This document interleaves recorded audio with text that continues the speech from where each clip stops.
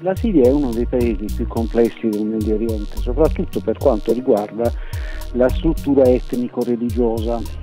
In particolare il potere è detenuto da una minoranza della minoranza sciita. La minoranza sciita al suo interno ospita un gruppo, i cosiddetti alawiti, a cui appartiene la famiglia degli Assad. E per capire come funziona il potere posso fare un esempio. L'esercito siriano è strutturato come tutti gli eserciti per gradi su una gerarchia militare, però nel caso di particolari situazioni la decisione spetta non all'ufficiale più alto in grado, poniamo un generale, ma all'alawita più alto in grado, fosse anche un tenente. Quindi questo dà l'idea di quale sia il peso specifico di questa componente. La rivolta a cui stiamo assistendo è in parte anche una rivolta contro questa struttura di potere etnico-religiosa.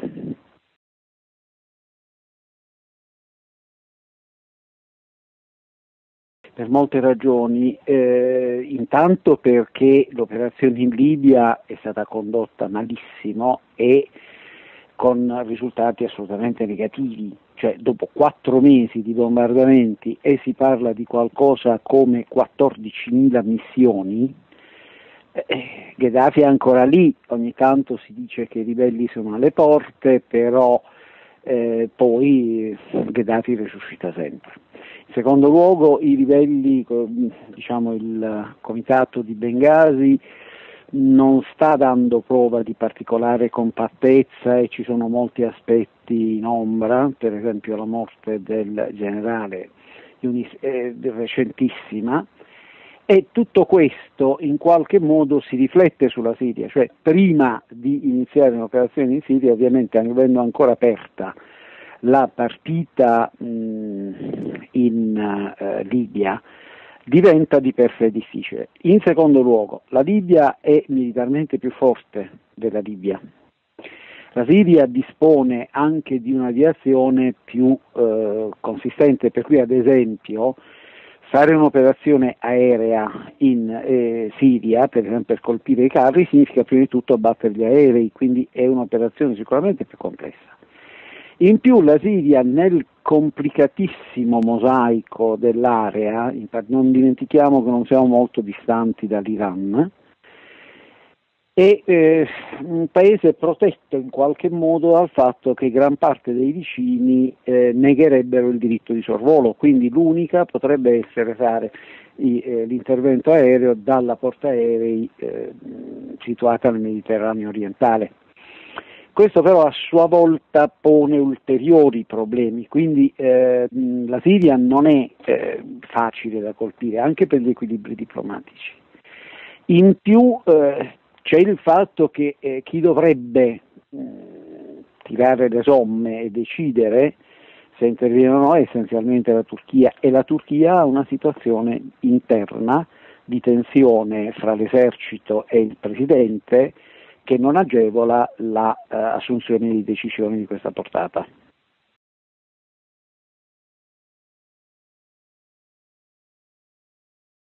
Gli interventi possono essere di due tipi, o un intervento puramente aereo come fu nella guerra del Kosovo e come è adesso in corso in Libia, oppure un intervento di terra con sbarco. Allora, l'intervento di terra, che è sicuramente più pesante perché è accompagnato anche da misure aeree, concretamente potrebbe farlo solo la Turchia e non mi sembra probabile. L'intervento invece puramente aereo potrebbe in teoria essere più probabile, soprattutto se ci fosse una rapida soluzione del caso libico, però anche questo non mi convince molto, perlomeno non nell'immediato, e salvo il precipitare della situazione. Non dimentichiamo una cosa, che la Libia sul piano petrolifero è immensamente più importante della Siria, sia per il petrolio, sia per il gas, sia per i fondi sovrani accumulati, quindi tendenzialmente c'era una situazione relativamente più semplice in cui intervenire e in cui c'erano interessi maggiori della Siria. Eppure l'intervento sta avendo una conduzione non brillante. Immagino che prima di imbarcarsi in un'avventura siriana ci pensino un po'.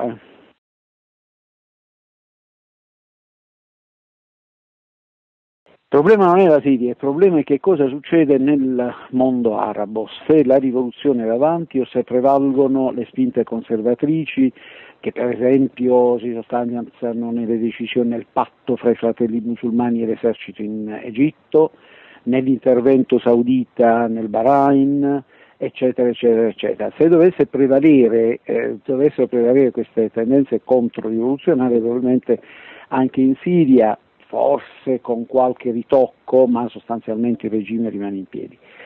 Se invece la rivolta dovesse continuare, per esempio sta continuando in Yemen, e allora bisogna vedere l'effetto domino fino a quando durerà e quali saranno gli equilibri. Io non credo comunque che la soluzione possa essere a breve, credo che sia aperto un processo lungo, sanguinoso, difficile, che probabilmente si protrarrà per alcuni anni. Sia pure a scacchiera un paese verrà relativamente così pacificato, per così dire, partirà un altro paese, poi si ridesterà una rivolta da un'altra parte e così via.